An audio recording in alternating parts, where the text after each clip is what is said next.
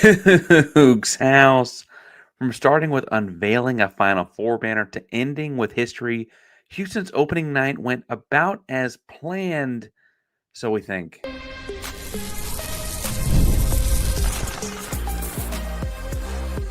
You are Locked On Cougs, your daily podcast on the Houston Cougars, part of the Locked On Podcast Network, your team every day. Welcome to Locked On Cougs, the daily podcast about your Houston Cougars. I'm your host, Houston-born teacher and coach Parker Ainsworth. Whether you're a Houston fan or just a hater who came to stop by, thank you for making Locked On Cougs your first listen of the day, or in this case, maybe your first listen post-game as Houston beats Lehigh 75-57, which I got to make sure I get my digits right there. Back and forth with numbers can be confusing. I want to talk about opening this season as a basketball program. The freshmen that made big impacts, that we knew would make big impacts, and all kinds of stuff there at the end about just general opening night of college basketball, opening day of college basketball season. You got questions, comments, concerns, other things to talk about the Cougs, throw them in the chat, as this is a live post-game episode of Locked on Cougs. We'll be live after every game where physically possible to do so. Today's show is brought to you by Game Time. Best place to get last week's lowest price guaranteed. Tip, tap, tuck, ticket, go. We'll get through that later. They got more fun stuff on the way with them. But Houston knocks off Lehigh to start the year 75-57. This game was scrappy. Lehigh was tough. I want to give credit where credit's due with Lehigh. Coach Reed's been there a long time, since 2007. He's been, upset Duke in a 15 versus 2 matchup, however many years ago, but that was back with CJ McCollum. They returned a lot of guys this year, brought back 11 guys. For reference, that's like more than, when you think about how veteran Houston is, Lehigh brought back 11 guys. Houston did not do that, right? They, on top of that, bring in a big transfer in the Vasquez, get at guard. Good things feeling around that Patriot League program that is Lehigh. And I have to say, I was fascinated in watching this one. My biggest takeaway from watching the openers, the ball flies around this team so much more than last year in a cross-court kind of way. They started the game with, predictably, Milos, Uzan, EMANUEL SHARP, and JoJo Tugler, CHRIS CENAC being the power forward center type that we knew he would be. And the fifth starter was a conversation throughout the offseason in this game was KINGSTON FLEMINGS, as it was in the exhibition game against Mississippi State. Kingston is a point guard by trade, so Houston started 2 point guards. It makes sense that they got the ball moving a lot in this basketball game with 2 point guards on the floor most of the time. They had 10 assists before KINGSTON FLEMINGS picked up a second foul and sat for a portion of the second half, portion of the first half. I'm sorry. They really had the ball flying around side to side in the court and made Lehigh cover up a lot of space, right? And so ultimately, I think that's going to be the MO for this team, is to play a little bit faster pace on offense in a half-court setting. I don't think they're going to shoot the ball more often or more frequently in a game, but I do think that on the whole, this is a program you're going to see move a little bit faster in that half-court kind of action. I look at other things that about this game that stuck out to me about the Houston Cougars is, there were first game stuff that happened out of Houston, right? They missed 35 shots, but they also did the Houston thing where they missed 35 shots. They got 15 offensive rebounds. We were getting, more than half, or more than a third, I should say, almost half of your misses back. Things are going okay. You're just not putting the ball in the basket. You can make shots, you're going to miss shots, but being able to find ways to keep the ball is important. Hard to lose game when the team does not get the ball a whole heck of a lot. That's an MO for Houston, has been all year. I think I'm interested to see this year's team how that goes. Obviously, you lose LJ Cryer, you bring in some great freshman shooters. You're seeing kind of that transition take some time, a little bit, but I really, really liked to see the activity. I thought it was fascinating to see we'll talk about the freshmen in the second segment, but I did think it was fascinating to see that the freshmen picked up on and carried out the same kind of activity in this ball game. I for what it's worth, don't see this team being a 33% from 3 team kind of year. Kingston can shoot it. CHRIS CENAC can shoot it. Tugler was one for one from behind the arc. We've seen what Milos can do. We've seen what Emmanuel can do. Isaiah Harwell came in as a big-time shooter out of high school. So those things will fall in line as guys get more comfortable and you get your legs under you and the season progresses. This was opening night, right? And frankly, it was opening night that started with history and the Final Four banner and the goosebumps that gave you going back to those Duke memories and things like that, right? The Tennessee game, the Purdue game, all those, the Gonzaga game, all those games along the tournament last season. The successes of last season opened this game.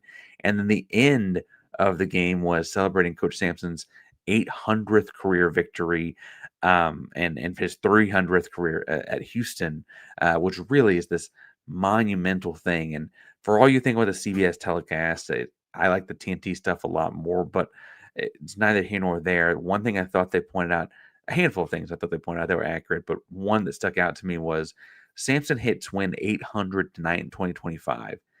In the peak of his career, you could argue. I think this Houston thing's been pretty special, but an outsider might argue the peak of his career.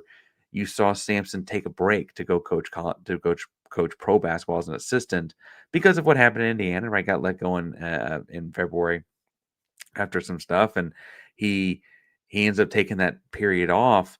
Had he gotten 20 to 25 wins a year for those 5 years, you're looking at guys pushing 1,000 some point very soon. And so I think that that's an interesting way to look at it. Like if he just kept serve, kept pace, whatever, along the way here.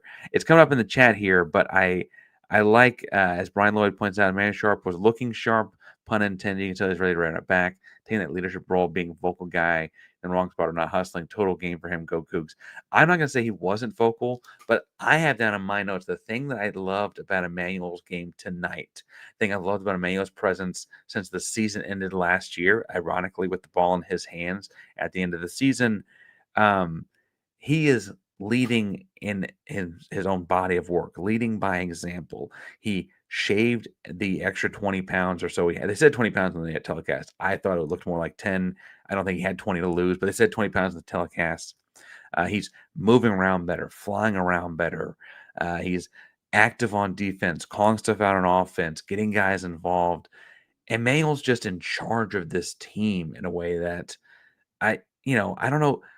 Maybe last spring I would have told you was going to happen. He was most valuable player of the regional in the NCAA tournament. He was, I guess, in contention for most valuable player of the tournament, the Big 12 tournament. But truthfully, when like Emmanuel's a freshman and he comes in with Terrence Arsenault and he's like rehabbing off of a big catastrophic injury he had as a senior in high school, Jarris Walker's next to him. I don't know that I would have picked him. Frankly, I thought Terrence was a stronger freshman in a lot of ways. And obviously Jarris being Jarris was one thing. Emmanuel felt like a one-trick pony and that he could really shoot. Had a long way to go on the defense side of the ball. The way that guy has matured, grown up, grown into the program, become a face of the program, I think is commendable. And so it needs to be so. I mean, he's just the next one. And so in my notes, I have down like, is this Emmanuel's year? If he makes the same leap from junior to senior as he made from sophomore to junior, we're legitimately talking about like, is he the 5th All-American guard to play for KELVIN SAMPSON? We go back to Quentin Grimes, then Marcus Sasser, Jamal Shead, LJ Cryer, and now you'd have Emmanuel Sharp. I mean, that's 5 guys in 6 years, which is the legacy that Sampson continues to live on. But every bit of that feels possible after watching Emmanuel's performance. 24 points, 7 rebounds, 3 steals. Really, really impressive performance on both ends. And as Brian Lloyd points out here, pull the comment back up, he was also getting the team set up. He was also leading. He was also doing all of those kinds of intangible things to impact winning in this game. Super, super proud of Emmanuel and really happy for him that it's working out like this. Again, I'm happy I was wrong. I just don't know that as a freshman I'd have picked him to be that guy 4 years from now. And then look at us, right? Perfectly fitting into that role. Now, I mentioned Emmanuel Sharp being freshman 4 years ago in a pretty talented freshman class. And one of the key storylines in this season is going to be looking at this year's freshman class. Can they fill in and make this a true national championship caliber kind of program? I'll look at their first performances we got on the books in just one second. But first, today's show is brought to you by our buddies over at Monarch because, for being honest, not all of us can even name all the financial accounts we've got. The 401k savings, investments, you can just lose track of it all. I'm trying to look at all of this stuff right now. It's easy to lose the track of it, and it's an important thing to get started with Monarch and keep all of it in control in one spot. The all-in personal finance tool brings your entire financial life together in one clean, easy-to-use interface on your laptop or phone. Now, I teach, I coach, I podcast, my wife works. We got all kinds, like everything's got to go into one spot. We got to keep track of what's where at what time. Monarch does that for us, does all the hard part of that for us. Don't let financial opportunities slip through the cracks. Use code LOCKEDONCollege at monarch.com for 50% off your first year. That's monarch.com, code LOCKEDONCollege for half off your first full year. Today's show is also brought to you by FanDuel, America's #1 sportsbook. Now, listen, if it's football season, we just wrapped up baseball, so there's early preseason odds on that. You got college football, pro basketball, college basketball. Everything is in action. And if you want to get in on the action and make it that much more exciting, right now, new customers can bet just $5 to get $300 back in bonus bets if you win. That's right. Pick a bet, put down $5. If it hits, get $300 back in bonus bets to use across the FanDuel app. They got Houston's a favorite to win the Big 12, but it's still plus money. So make sure to go check that out over at FanDuel right now. And if you like what you saw tonight, trust me, FanDuel can make things much more exciting. What are you waiting for? Visit FanDuel.com, download the FanDuel app, and get started today. Program just locked on Coogs here. And listen, Houston played November basketball, and Houston finished last season 35-5 and a 60-second spurt away from winning a national title. But in November, they were 4-3. And so I think it's important to remember that while looking at this team and where they're at this program. And one of the key things for this program this November is going to be November, December, January, integrating these freshmen because truthfully, and it is the highest touted recruiting class in Houston Cougar history. 3 of the top 20 guys in the class. At one point, it was ranked #1 in America. Some shuffling happened when guys reclassified or whatever, but this class is as good as it gets in college basketball. Kingston Flemings, CHRIS CENAC, Isaiah Harwell. Did not see Bryce Jackson out there tonight. I imagine it's because we're looking at a redshirt year for Bryce, just from a minutes kind of perspective, if we're being really honest. But it was great to see all 3 of those star-studded freshmen get in on the action. And frankly, you saw the highs, right? The game opened with Kingston Flemings hitting a 3 on a skip pass from JoJo Tugler. He had 10 quick points from CHRIS CENAC. He had a double-double by the game's end. Big dunks. He had a one missed dunk kind of opportunity, and Emmanuel got the ball back when he put one back down. He's had a natural finding and save from Isaiah Harwell, an out of bounds play. A couple offensive rebounds at the stretch there at the end from Isaiah Harwell. He stepped into a 3 in rhythm. Kingston Fleming, great defense. I mean, Kingston Fleming is one of the best defensive guards, as good as Houston's defense has been, that Houston's ever brought in as a freshman, right? Like a really, really strong performance out of him on that end. You also saw, though, a lot of the lows. Kingston had a pair of turnovers as Harwell was trying to find spots to get his own shot off when he caught the ball in triple threat. CHRIS CENAC had trouble with some of the physicality of big guy Hank Alvey, the big man at Lehigh that's, a multi-year veteran, right? And Harwell looked lost a couple times on defense. There was a back cut that got CHRIS CENAC in the post from a post-to-post kind of move late in the game. There was also one Kingston and Chris both backed out of gave a guy an open layup because of a miscommunication on the backside of things.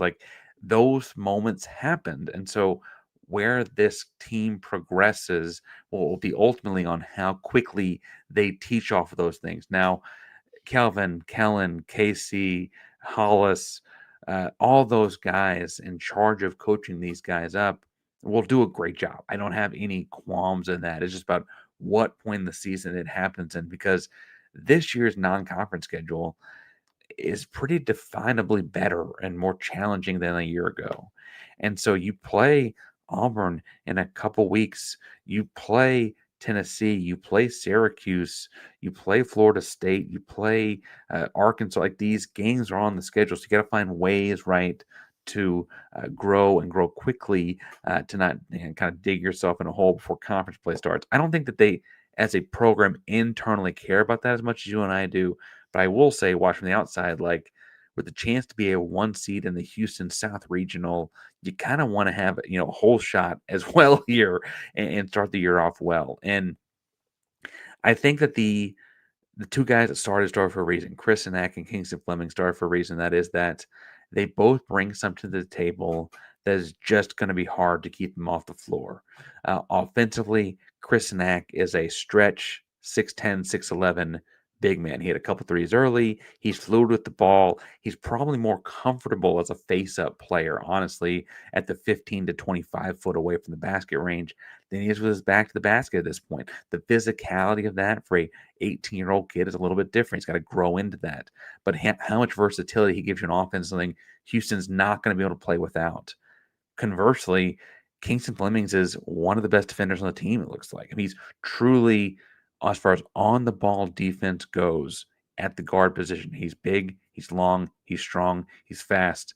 He's just tremendous in that aspect, and he's getting the flow of the offense. He's playing with and off of Milos. The 2-point guards thing, as mentioned in the first segment, gives you some real options there, right? And so they may separate themselves a little bit. I think as our Harwell, we heard Sampson say, had some IR time in the summer, kind of healing up from some stuff that happened to him in high school, and so maybe he comes along the way. His game though is more of the true traditional scorer. But if you're going to have Emmanuel Sharp on a bad shooting night, air quotes, bad shooting night, Emmanuel Sharp goes for 24 points in 35 minutes. Make sure you get my field goal percentage right here. He shot 53%, but just 1 of 4 from 3. So if Emmanuel Sharp's going to have a bad 3-point shooting night of 1 of 4 from 3 and give you 24 points, I think you're going to live with Isaiah Howell, not getting as many minutes because of the overlap in roles there. You don't have as many guys that can give you what Kingston gives you. You don't have as many guys that can give you what Chris gives you. I will say a couple other things. One, redshirt freshman Chase McCarty is not talked about in this freshman class, but as a redshirt guy on the floor, it feels like just as new. And I loved what he brought from a versatility standpoint. There was one point in the second half, Houston ran a truly small lineup with both Cenac and Chase out there, and both guys could get away from the basket, face up, blow by guys. You could almost run a 5-out offense. I don't think you should base out of that or base out of that lineup at all, but I liked the versatility that it gave you as a wild card. I liked that when Chase McCarty came in for Chris Cenac, you had, frankly, a lot of the same kind of offensive movements because they're both guys that can face up to the basket from 20 feet away. I thought that was important in what Houston's doing. And then I think I saw someone here, I can't find the comment now, but Khalifa Sakho is not a freshman. And so I don't mean this in a way that lumps him in with them, but he's a new to Houston player. The transfer coming over, the Frenchman, I should say, born in France. I don't think he claims France, though, but born in France, coming over from Sam Houston State, though, listed 6'10", 230. He moved so much better. And I've seen this team practice twice, right? I saw him practice. He moved so much better on the perimeter than I thought he would. He had one closeout where like he closed out on a guard in a rotation kind of spot at the perimeter. The guard pump fakes and thinks he's going to the basket for an easy dunk or something. And Sakho might have been a half a step late, but with his length and size, that half a step is eaten up by the third step, and he was right there to close out and make sure there was no layup happening. It was really, really impressive. It makes you think like athletes like that are playing down the road at Sam. Maybe those are the transfers you got to be going after. It really, really impressed by the way he fit in like a glove as a backup big. Last year, a secret to this team's success, if we're being really honest, was they had 3 starting caliber big men in Jawan Roberts and JoJo Tugler and Javier Francis. If Chris Cenac, JoJo Tugler, and Khalifa Sakho can kind of offer you the same kind of versatility with 3 starting caliber bigs that just kind of rotate through the game and do tough guy stuff or whatever, you're a really good basketball team really, really quickly. And I I think this team is a good basketball team. I should probably rephrase how I think that through, but I think that it adds a dimension to this team that was a key to last year's success when you were playing, UCF down the stretch. You needed, to move multiple guys through there. Javier Francis had big moments in February and March that led to you getting to play into April, right? And so those kinds of moments are going to be big time. If you get a third big in rotation here, that'll be great. Now, Kevin points out they definitely missed Jawan Roberts, his ability to always pick up 2 in the post when needed. I think the deal for me, Kevin, though, is it's not going to look the same. We're not going to find a Jawan Roberts lefty hook to get us back in rhythm, but Houston's going to find some way to get a EMANUEL SHARP downhill or a JoJo Tugler post hook or a Milos Uzan floater. They're going to find some way to find something that is like the go-to need a bucket to stop the bleeding kind of moment. I just worry that like we're gonna have to spend some time figuring out what that is. Or like last year's team knew Roberts could do that coming in the year, right? And so we'll see where they find that out. Now, I want to talk about some bigger basketball things in the third and final segment. I do see some questions popping up in the chat, so we'll get to those as well. But before we get to all that, I did mention at the top that today's show is brought to you by our buddies over at Game Time. Now, football is back, basketball is here, tailgates, rivalries, energy in the state. Energy was great tonight. The cage, fantastic. There's nothing like it, but if you're being real, getting tickets can be more of a battle in the game itself. Endless queues, hidden fees, prices jumping at checkout. That's why I and Locked On both use Game Time, the app that gives the advantage back to the fans. It's the easiest way to get last minute tickets at the best prices with no surprise fees. You see what you pay. Just toggle it over. You see all the price lumped in right there at one point. You know exactly what you're getting into and what you're putting into getting into the game. Look, you can get into college basketball games really cheap these days, even if for T, that some of these non-conference kind of games are really easy to get into. Check out Game Time. Tell us what kind of deals you're finding right now. And if you code Locked On College, you get $20 off your first purchase. Take the guess we're going to buy in college tickets with Game Time. Download the Game Time app, create an account, use code Locked On College for $20 off your first purchase. Turn to apply again. This promo code Locked On College, LOCKEDONCOLLEGE for $20 off. Swipe, tap, ticket, go. Download Game Time today. Park Rangers Locked On Coogs here, and I think a lot of people are like, okay, Houston look a little rusty. Okay, Houston look a little young. Okay, what's Houston going to do? And I'm here to tell you that, like, some of that's just playing on November 3rd. It is opening night, and that's just the way things go. TCU, well, I haven't watched the game yet, dropped one at home to the University of New Orleans. Not the New Orleans Pelicans, the University of New Orleans walked into Fort Worth and beat TCU. A coach in Dixon that I actually think very highly of, right? Got knocked out on his home court on opening night by what conference is New Orleans even? I'm going to pull that up right now. The Privateer, what a mascot! The Privateers. Yeah. Anyway, that's bad. Meanwhile, Houston. One thing I did have my eye on is Houston's biggest opponent in November, certainly the first half of November, is Auburn. Auburn was down late, forced overtime, and won by 5 in overtime to Bethune-Cookman. Yes, you heard that right. Auburn had to struggle to get to overtime, pushed for overtime, and got out with a win, 95-90 over Bethune-Cookman. Now, there were some blowout games like Illinois more than doubled up Jackson State. Or Kansas, where'd Kansas has scored go? Kansas blew some Green Bay out, right? And I don't feel bad for what's his name coaching there anyway. But it is interesting when you look across the landscape that you have gigantic blowouts, but you also have like games where like Tennessee struggled at times with Mercer. Tennessee beat Mercer by less points than Houston beat Lehigh by, right? This is just the way college sports goes. Sometimes, obviously, like it's great to have Arizona and Florida opening up the night. I think Cole Pete had 30 points I saw, right? That's certainly a big deal. Kevin says, I think we do play New Orleans. I'm pretty sure we do play New Orleans, Kevin. Good point there. Maybe I shouldn't talk too poorly about them. Maybe do more research. I'll know more about them when we play them. I promise. I just didn't know about them right now, or much about them right now. I think, though, the other big storyline of the night was not just first night chaos, but it was announced before the game on social media that former G League basketball player Abdullah Ahmed is in the house and Fertitta Center with his representation, and he was visiting the University of Houston. I don't remember if it was officially or unofficially visiting the University of Houston. He was sitting front row, enjoying what he saw by all accounts. Very friendly face, the Houston Cougar faithful.